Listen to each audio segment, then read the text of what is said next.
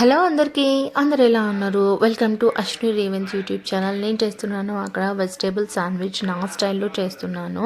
పాప అశ్విన్కి వాళ్ళ స్కూల్లో ఎవరో ఫ్రెండ్ తెచ్చుకున్నాడంట శాండ్విచ్. సో అందుకని మమ్మీ నాకు కూడా కావాలి అని అడిగాడు.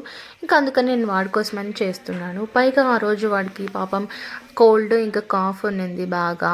అశ్విన్ ఇంకా ఏమీ తినలేదు. సో వాడికి నచ్చినట్టుగా నేను చేస్తున్నాను, వాడికి ఇష్టంగా తినేటట్టుగా. మా వాడు కొంచెం కొన్ని రా స్మెల్ వస్తే తినడు.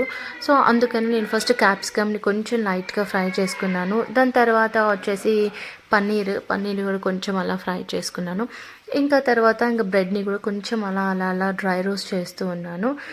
మళ్ళీ అక్కడేమో ఆయిల్ వేయలేదు. నేను తీసుకున్నాను టొమాటో తీసుకున్నాను, ఇంకా ఆనియన్ తీసుకున్నాను. ఇక మీరు చూసినట్టే స్వీట్ కార్న్ కూడా తీసుకున్నాను. అది ఫస్ట్లోనే బాయిల్ చేశాను, ఉప్పు వేయకోకుండా చేశాను అది.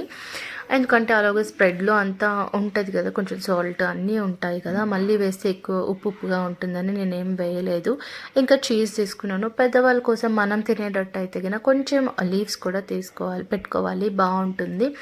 ఇంకా ఈ టొమాటో, ఆనియన్, ఇంకా మనకి నచ్చిన ఏదైనా కానీ శాండ్విచ్ స్ప్రెడ్ నేనైతే ఫన్ ఫుడ్స్ వాళ్ళకి తీసుకున్నాను. అది కొంచెం మా వాడికి మళ్ళీ పైన వేస్తే నచ్చుతుంది, బ్రెడ్కి వేసిందే కాక కొంచెం పైన వేస్తే నచ్చుతుందనమాట. సో నేను అందుకని ఈ ఫన్ ఫుడ్స్ తీసుకున్నాను. అది పైన వేసేసి కొంచెం ఇందాక చూపించినట్టుగా పాన్ మీద లైట్గా అలా వేసుకొని ఫ్రై చేసుకోవాలి.